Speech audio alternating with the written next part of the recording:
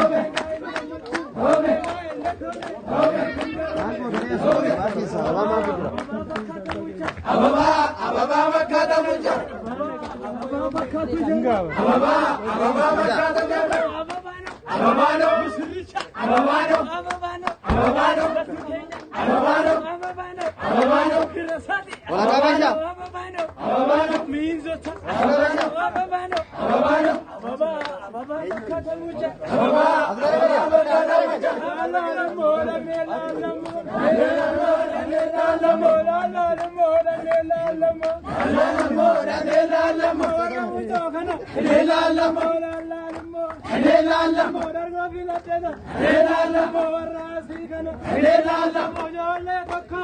Adeelala molala mo.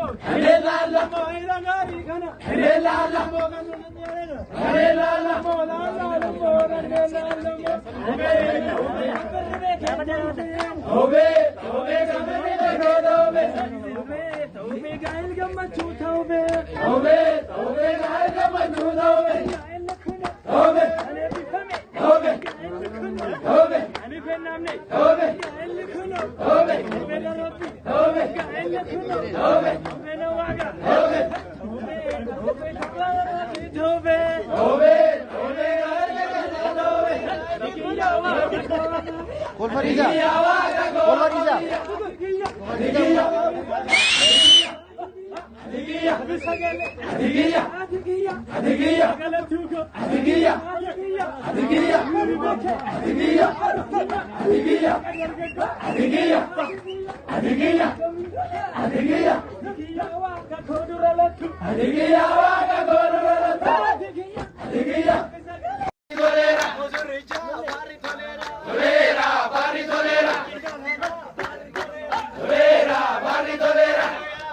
Barri Tolera. Tolera, Barri Tolera.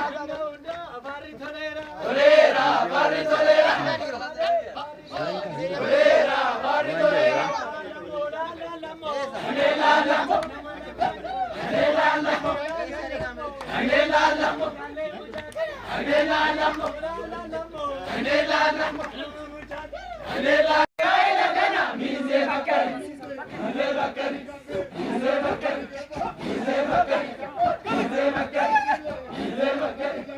Mize bakari. Oh, kaila kana mize bakari.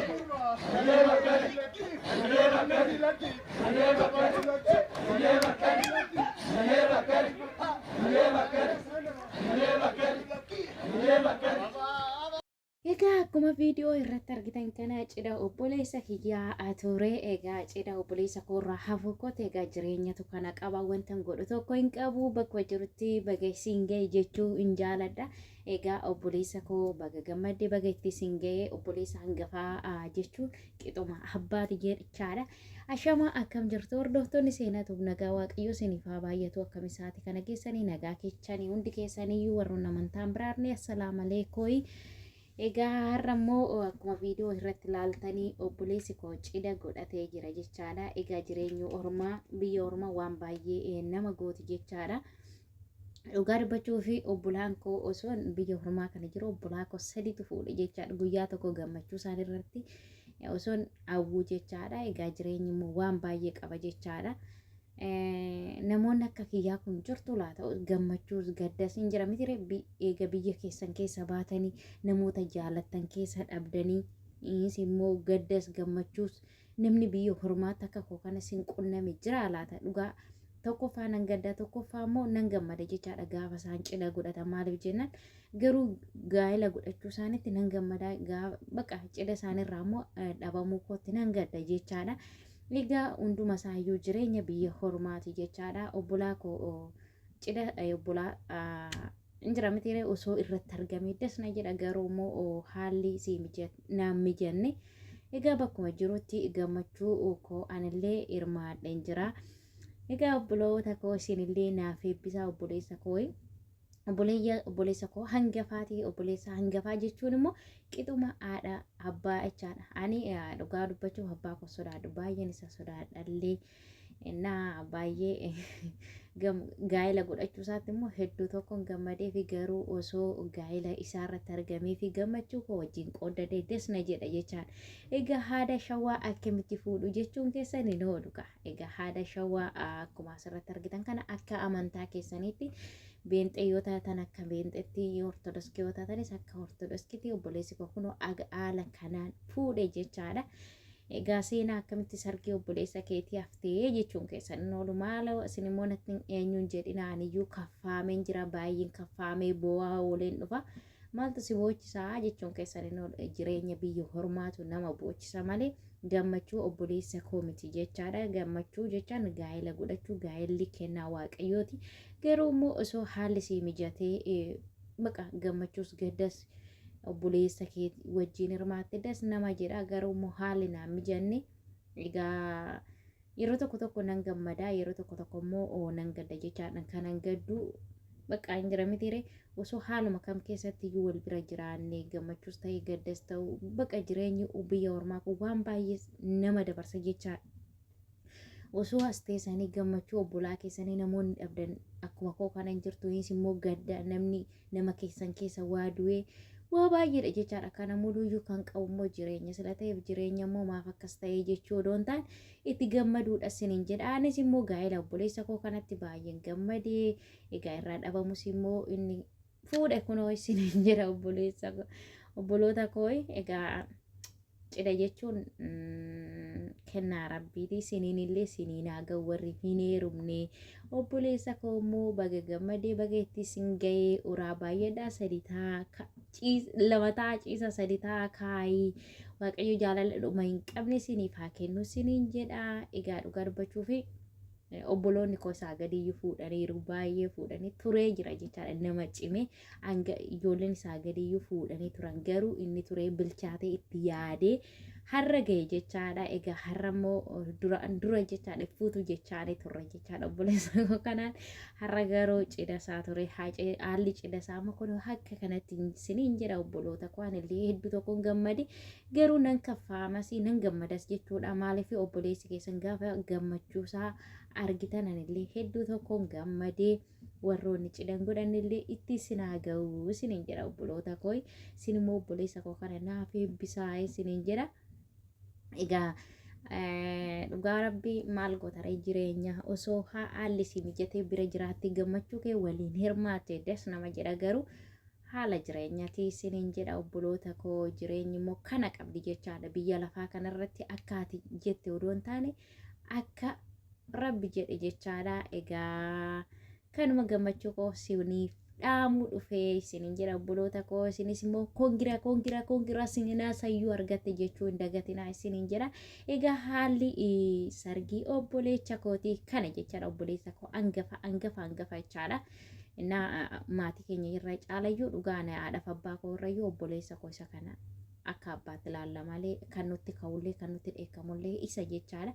Baay'ee isa sodaanna baay'ee kabanyallee inni immoo har'a gaa'ela godhachuu isaa irratti rabbi hedduu tokkoon gammade jechaadha. Amma yaadee walitti maaliif jennaan nama gaa'ela illee dafeen godhani nama ture ifuutu yoo jenne nan hin geenye minamina nuun jedha jechaadha.